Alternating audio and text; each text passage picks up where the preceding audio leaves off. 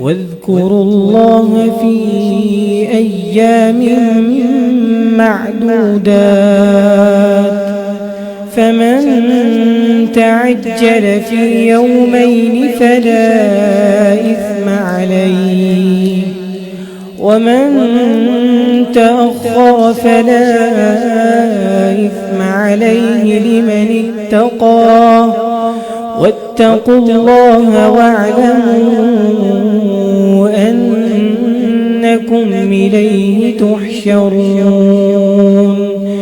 ومن الناس من يعجبك قوله في الحياة الدنيا